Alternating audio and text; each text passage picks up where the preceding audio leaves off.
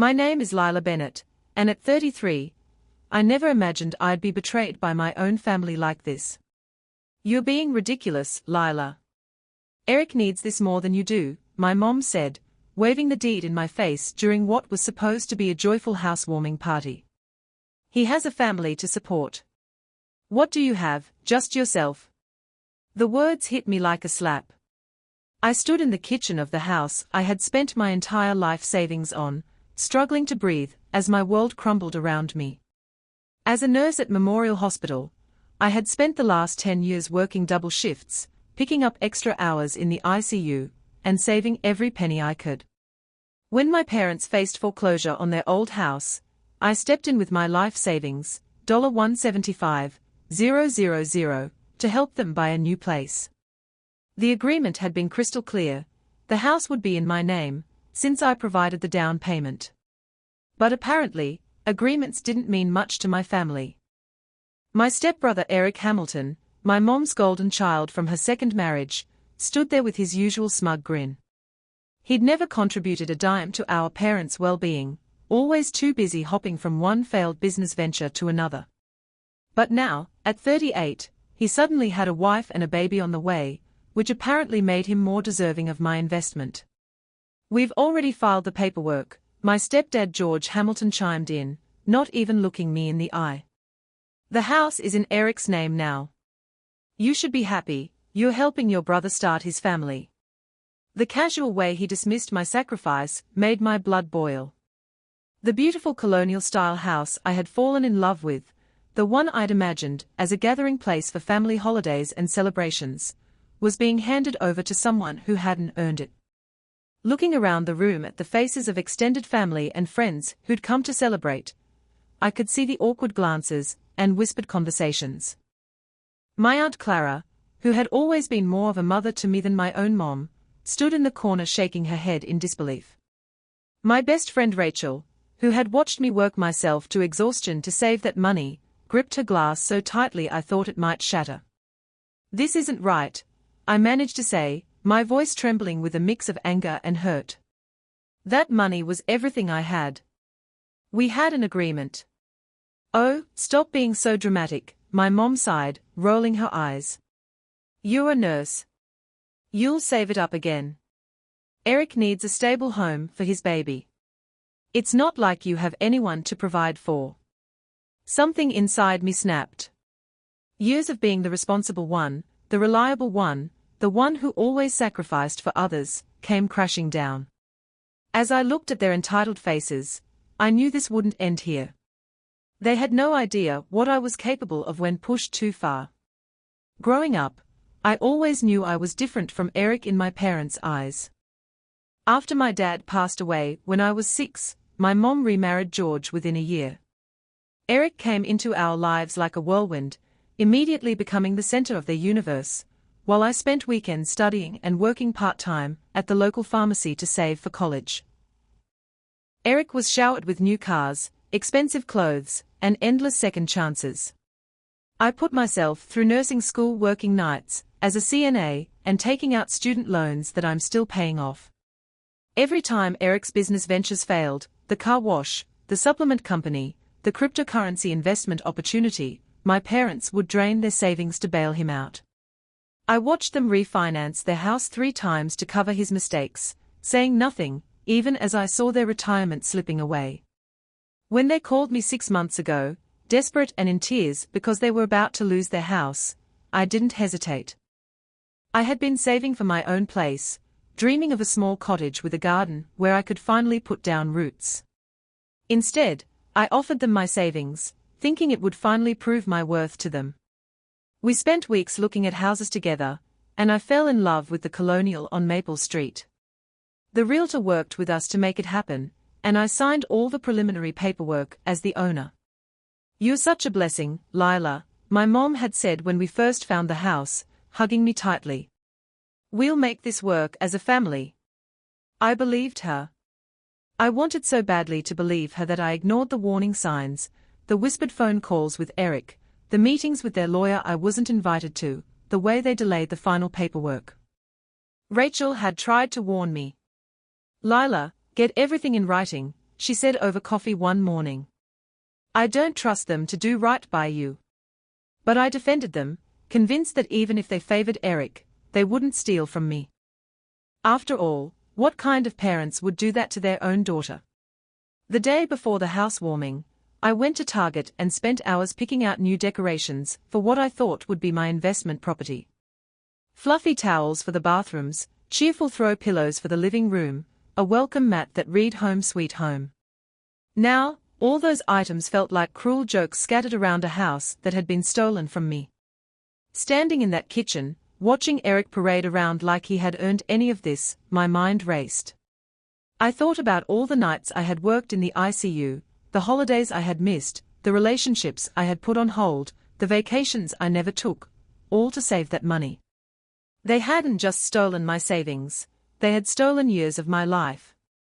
As the party continued around me, guests started to leave, offering awkward congratulations to Eric while avoiding eye contact with me. I sat alone at the kitchen counter, staring at my phone. Rachel slid into the seat next to me. You need to call Marcus, she whispered, referring to her brother who worked as a real estate attorney. Something's not right about how they transferred the deed. They couldn't have done this legally without your signature. Just then, Eric walked by with his wife, Jessica, talking loudly about their renovation plans. We'll probably gut the kitchen first, he announced, running his hand along the granite countertop I had helped pick out. Maybe knock down a wall or two, really make it our own. My stomach lurched. Looking around the kitchen, I noticed the folder of paperwork my parents had shown me when we first made the agreement. It was still sitting on top of the refrigerator, where my mom always kept important documents. While everyone was distracted by Eric's grand plans, I quietly grabbed it and slipped it into my bag. I need some air, I told Rachel, heading for the back porch. Once outside, I pulled out the papers with trembling hands. There it was, the original agreement I had signed, stating clearly that the house would be in my name in exchange for the down payment.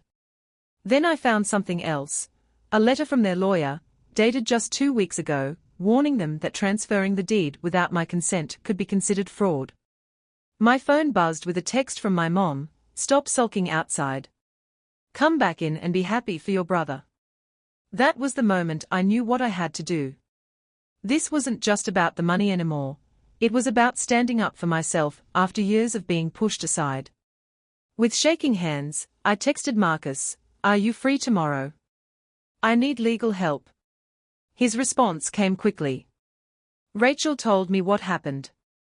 Come to my office at 9 a.m. Bring all the paperwork you have."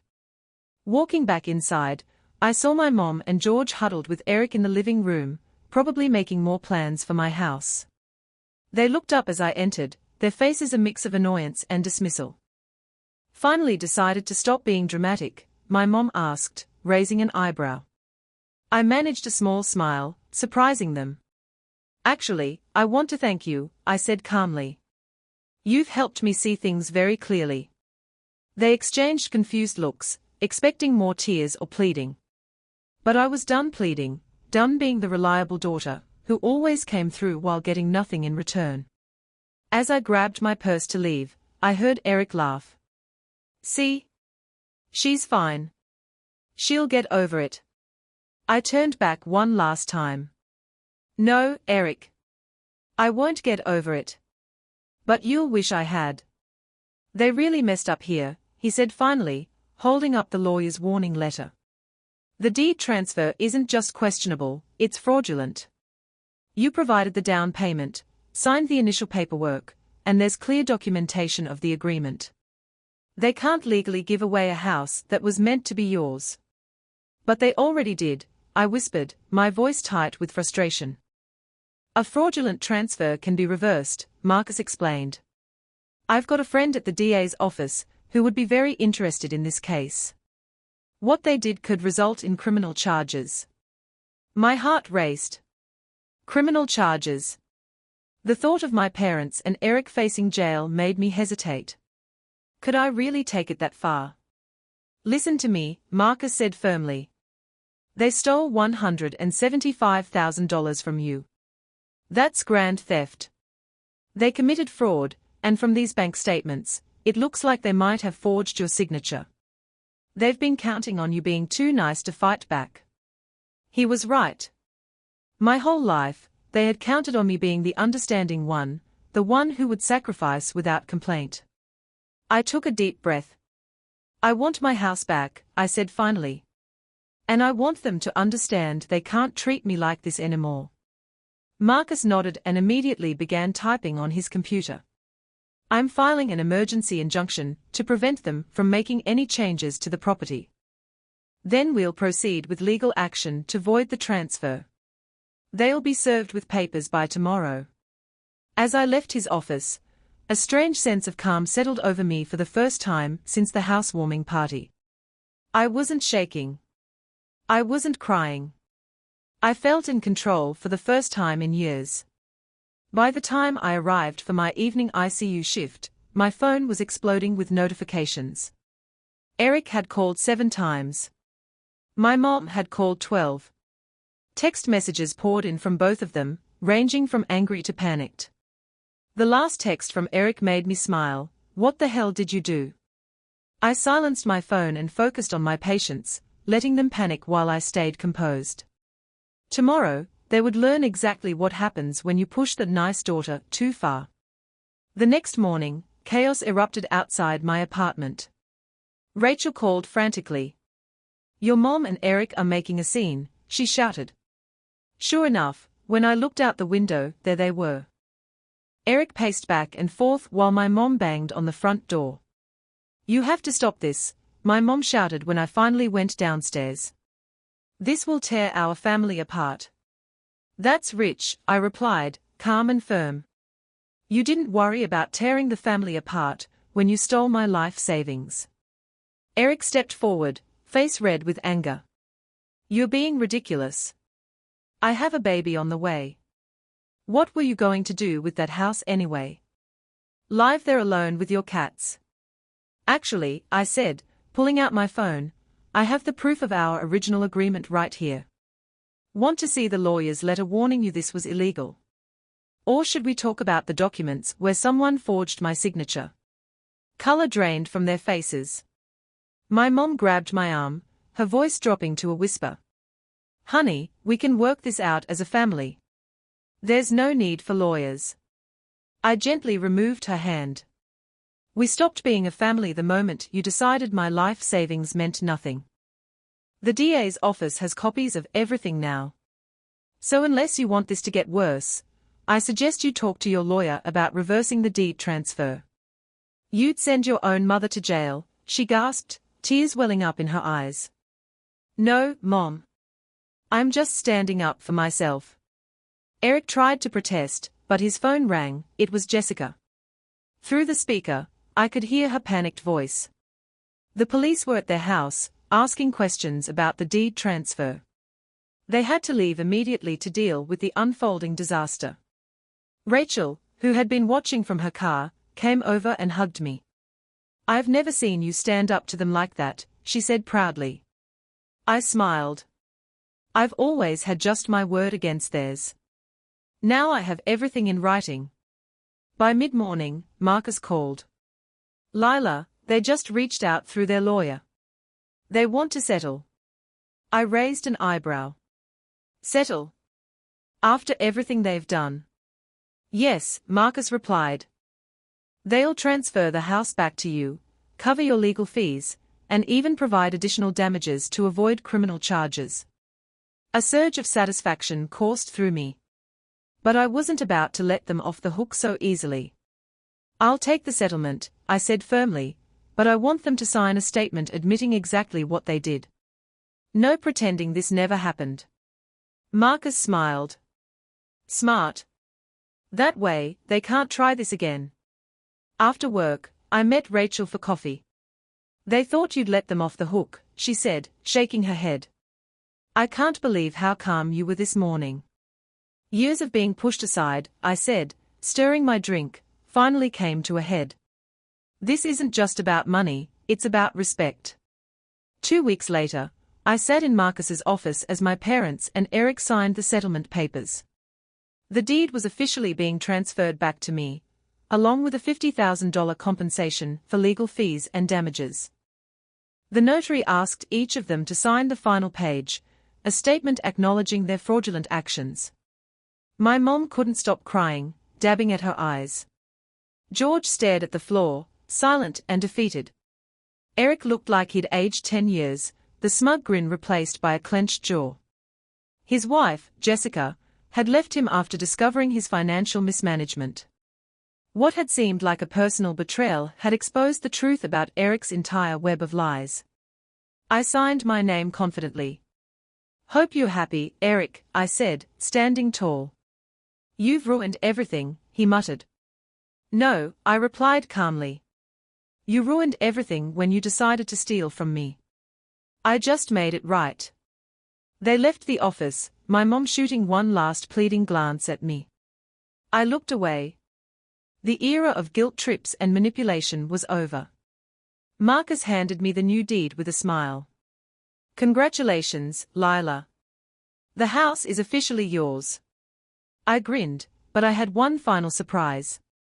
Pulling out another set of papers, I revealed an offer I'd received from a developer wanting to turn the house into apartments. The offer was well above market value. My family didn't know I had it. Selling would ensure they would never have power over me again. Rachel laughed. "They thought you'd let them stay there." "That's exactly why I'm selling," I replied. "They need to understand they no longer control me." Within days, the house was sold. The profit, combined with the settlement, allowed me to buy my dream cottage with a garden, and still keep savings for the future. I finally had a home that was truly mine, earned through my work, my decisions, and my boundaries. For the first time in years, I felt free. No one could manipulate me, guilt-trip me, or steal from me again. I had learned a crucial lesson: being kind and generous didn't mean letting people walk all over me. Sometimes, the strongest love I could show was for myself. Sitting on my porch that evening, I sipped a glass of wine, watching the sun set over the budding garden. The flowers were starting to bloom, vibrant and full of life. In a way, it mirrored my own journey, broken, uprooted, but resilient, ready to grow stronger than ever before. Rachel and Sarah visited often, helping me plant new flowers and vegetables. Every bloom was a reminder of my choices, my boundaries, and the life I had finally claimed for myself. For the first time, I wasn't just surviving, I was thriving. And nothing, not even betrayal by family, could take that away from me. Rachel was helping me unpack boxes of gardening tools and decorations I had brought from my old apartment. "Lila, I swear this place is going to look amazing by the time you're done," she said, wiping dirt from her hands. "I can finally make it mine," I replied, running my fingers over the fresh soil in the garden beds. No one telling me what's right or proper. No guilt trips. Just me and my space. Even though my parents and Eric were still technically in my life, they had no control over me. My mom had tried calling several times, leaving tearful voicemails begging me to help Eric with rent. I ignored them. Every time I stuck to my boundaries, I felt a small but growing sense of empowerment. The house sale and settlement had been the first step, but now it was about reclaiming my time, my energy, and my mental peace. Work at the ICU had become a sanctuary. Without the constant family drama draining me, I was more focused and energized. My colleagues noticed it immediately. I smiled more, laughed more, and even spoke up in staff meetings instead of quietly accepting extra shifts. For years, I had put my own life on hold to save my parents and indulge Eric. Now, my energy was finally my own. One evening, while planting violets along the garden path, I received a text from Jessica, Eric's soon-to-be ex-wife. "Thank you, Lila. I don't know what I would have done without Marcus's help and your advice." I smiled. Helping someone who genuinely deserved it felt healing, almost like a reversal of all the injustice I had endured. As the weeks passed, my cottage slowly transformed into a haven. I painted the walls soft pastels, planted tomatoes, cucumbers, and flowers in neat rows, and even built a small greenhouse. Rachel helped me every step of the way, and Sarah frequently stopped by, bringing her grandchildren, who loved helping me dig and plant. Watching the young ones excitedly care for my garden reminded me that the life I had been denied could now flourish in my hands, without interference. Eric and Jessica's divorce proceeded quietly, though I heard through the grapevine that he was struggling. He had lost his wife, his credibility, and now the house he had illegally claimed. My parents had to face the consequences of their choices as well, learning, finally, that their attempts at manipulation no longer worked on me. Even my mom eventually showed up at the grocery store one morning, unannounced. She hovered near the garden fence, complimenting the plants. I nodded politely, continuing my work. "Mom," I said firmly, "family doesn't steal, forge signatures, or prioritize one child over another. That chapter is closed." She left in tears, but I felt no guilt. The calm I now carried was hard-earned and unshakable. At night, I would sit on the porch with a cup of tea, watching the garden glow under the soft light of lanterns I had strung along the walkway. The flowers, the vegetables, and the peaceful environment were symbolic of my new life, a life that I had fought for, one boundary at a time. For the first time, I understood that standing up to those who try to control or steal from you wasn't selfish. It was self-respect. It was freedom. And for the first time, I felt like I belonged in my own life. Not my parents', not Eric's, but mine. Rachel stopped by one afternoon, carrying a basket of gardening supplies. "Lila, you've turned this place into a dream. I can't believe how much it's grown already," she said, placing seed packets on the porch table. "I never realized how much I needed this until now," I replied. "All those years of sacrificing for everyone else. I forgot how it felt to care for myself."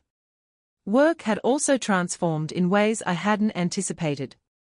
I was promoted to charge nurse at the ICU, a role that came with better hours, a pay raise, and more authority. My colleagues noticed the change in me immediately. I was calmer under pressure, more assertive in meetings, and I no longer accepted every last-minute shift just because others had more important family obligations. The freedom to protect my energy had given me clarity, confidence, and resilience. One morning, as I watered the new seedlings in the greenhouse, my phone buzzed. It was a text from Marcus. Eric's lawyer reached out. "They want a settlement regarding the house and damages." I smiled, feeling the weight of justice in my chest. Marcus had helped me secure everything, the deed, my legal fees, and even an additional $50,000 for the trouble they had caused.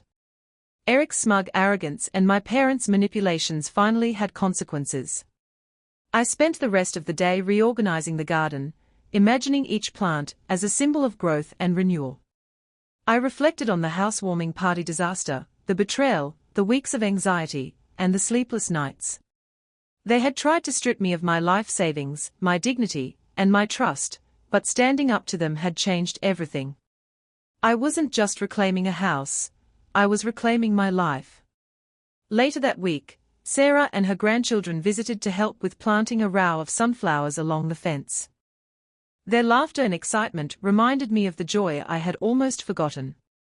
Watching their small hands dig into the dirt, planting seeds that would bloom for months, I realized how much I valued the life I was creating. This wasn't about revenge, it was about growth, care, and nurturing what I had fought for. Even my relationship with Eric remained tense. I heard from mutual friends that he had lost credibility in his personal and professional life. Jessica, his ex-wife, had taken their child primarily into her care, and his financial mismanagement had finally caught up with him. He had no leverage over me, no emotional control, no excuses. My mom occasionally called, trying guilt trips or frantic explanations, but I politely ignored them, or reminded her firmly that family doesn't manipulate or steal. One evening, while sitting on the porch with a cup of tea, I noticed the sunset painting the sky in shades of pink and gold. For the first time in years, I didn't feel anxiety, fear, or obligation pressing on me. I felt calm, powerful, and free. My garden thrived, my career flourished, and I finally understood that standing up for myself wasn't just necessary, it was transformative. Rachel joined me with her cup of coffee, sitting in a chair next to mine. "You've changed so much, Lila. I've never seen you this happy," she said. "I've learned that protecting myself isn't selfish," I replied, glancing at the garden that symbolized everything I had rebuilt. Sometimes the hardest battles lead to the most beautiful victories. For the first time, I wasn't just surviving, I was thriving. Every plant I nurtured, every boundary I maintained, and every small moment of peace was proof that I had taken control of my life. My past with my parents and Eric was a reminder, but it no longer dictated my future. I had chosen myself, and that choice had created a life that was authentically mine. The cottage on the outskirts of the city wasn't just a home, it was a symbol of everything I had fought for: my independence, my peace, and my self-respect. The garden thrived with rows of tomatoes, violets, and sunflowers, each plant a reminder of how resilience and patience could turn hardship into something beautiful. I had finally put the past behind me, including my parents and Eric. They had accepted the settlement, transferring the house back to me and paying damages. The notarized statement admitting their fraud ensured they could no longer manipulate the narrative. Every time I glanced at the deed on my wall, I felt a quiet sense of justice. But more than that, I felt empowered. I had stood up to the people who were supposed to protect me and reclaimed my life without compromising my values. Work had become a sanctuary. As the ICU charge nurse, I guided new nurses, helped patients and families, and finally felt confident saying no when a shift or responsibility would compromise my health. Colleagues noticed the change. They said I seemed lighter, calmer, more present. I had learned that self-respect wasn't just about enforcing boundaries at home, it extended to every part of life. One Saturday morning, Rachel came over with her kids to help plant a new flower bed. "I don't think you realize how much your story has inspired people," she said, laughing as her children scattered seeds. "Even some of my friends, who watched your fight with your family, have started standing up for themselves." I smiled, brushing dirt from my hands. I never intended to inspire anyone. I just wanted to protect what was mine. But I suppose when you stand up for yourself, it ripples outwards. Even my relationship with Eric had shifted. He was struggling with the consequences of his poor choices, his financial mismanagement, his failed marriage, and the loss of credibility with friends and family. I didn't gloat, I simply moved forward. There was no satisfaction in revenge, only peace in knowing I no longer allowed him or anyone else to control me. Life wasn't perfect, but it was mine. I began hosting small dinners, inviting friends, colleagues, and Sarah with her grandchildren. The laughter and warmth reminded me what family could look like when it was chosen rather than forced. I decorated the cottage with care, planted new flowers each month, and cultivated my little sanctuary with intention. One evening, while tending to the herb garden, I realized that I hadn't thought about my parents or Eric's attempts to control me all day. For the first time in decades, their manipulation didn't dominate my thoughts. I had rewritten the story of my life. The house, the garden, my career, they were no longer sources of stress, but symbols of freedom and personal victory. Rachel raised her cup of coffee next to me on the porch. "To growth, to boundaries, and to thriving," she said. "To everything I've worked for, and to never compromising my worth again," I replied, smiling as the sun set behind the cottage. Looking out at the flowers swaying in the breeze, I realized something profound. Life wasn't about punishing the people who wronged me, it was about cultivating the life I wanted. Every seed I planted, every boundary I maintained, every peaceful evening I spent on this porch reminded me that I had chosen myself, and that choice had created a life that was authentically mine. I had learned the hardest lesson of all: sometimes, the kindest thing you can do for yourself is walk away from those who don't value you, no matter how deeply they are connected to you by blood. And in doing so, you open the door to a life filled with growth, peace, and the kind of happiness that no one can ever steal. For the first time, I wasn't just surviving, I was thriving. My garden bloomed, my spirit soared, and my heart was at peace. I had been pushed to the edge, but instead of breaking, I had flourished. And now, with every flower and every sunrise, I was reminded, choosing yourself isn't selfish, it's necessary.